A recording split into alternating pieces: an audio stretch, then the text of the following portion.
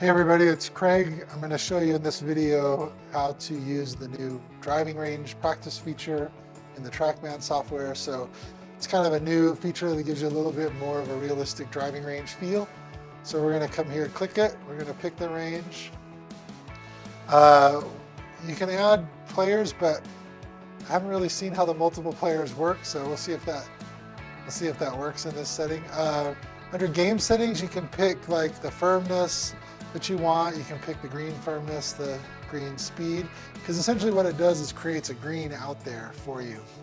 So we're going to save the settings, then we're going to start the practice round here, and it'll load up. So now it's kind of a little crossover between the shot analysis and the virtual golf. So it has kind of some features of both. So we're going to pull that up. But it's kind of a fun setup because it gives you more of like a target to aim at than you get in the shot analysis. And you get a little more of the feedback and the data than you get in the virtual practice. So it's kind of like the best of both worlds. So we're going to come here. We're going to pick, we'll start with a 7-iron. It's going to give us the distance. One thing to be aware of is the range does play at close to sea level, even though the graphics are in the mountains. But so we'll pick our distance. We can change it though. So if you say, oh, I hit my 7-iron a little further, you can change it. We'll confirm it. And then now it's going to put us here on the range. And you'll see now what we get is we get our data tiles. If I click on them, I can change them out if I want. So if you want to change out the data that's up there, you can also set up the extended screens. So you can set up what you want on the side screens in the bay. You can also change some of the view settings like markers, things like that. Now you'll see I get a couple windows. So this window here is actually going to show you like the ball flight and the roll. This one here is like a dispersion chart. So it's put a circle out here for us, and the circle it's given us is 19 feet is like what the pros would hit at that distance. That'd be their dispersion circle, and 39 feet is like a 15 handicap. So you get that idea. And then this window here is going to show us the shots. So we're actually going to get to, so unlike the virtual practice, like on the target range or on the course, where you hit shots, you just get the little dot. Now you actually get to go back and look at the shots at each one. So now I'll just hit a few shots here.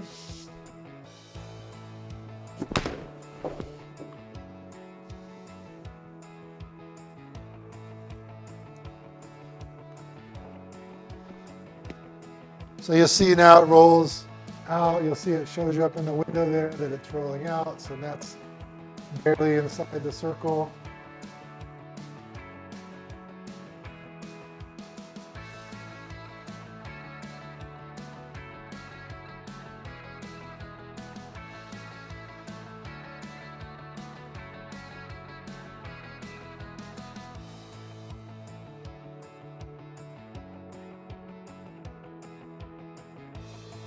I'm leaving it open a little bit. So a couple of cool things. If you set up the extended screens, you still get all the data. Also, just like virtual golf, the data is set to the Utah elevation. So you'll see my carry at Utah on that shot was 147 versus 137 at the range. So you kind of have to keep that in mind. It'd be cool if they made it so we can change it on this, but they don't have that yet. You can also see you can come in here to these shots, and you could like say, if you have one that you feel is wrong, you could delete it like that. But you can actually come back and look at each of these shots. Now, one thing to know is that as you change here, unlike the shot analysis, it doesn't change it on the side screen. So the side screen is just whatever the last shot you hit is.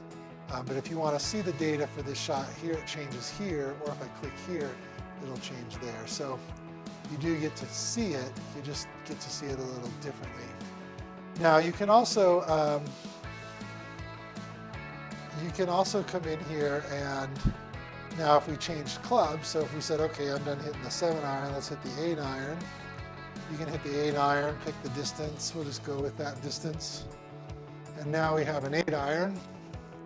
And so you'll see in that bottom window on the left corner, it shows me I still have my 7-iron shots in there.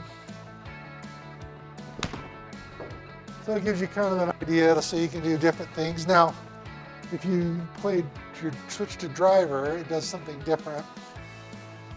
If we come to driver, what it does is it gives us like a strip, like a landing strip out there. So instead of giving us the green, it gives us a landing strip.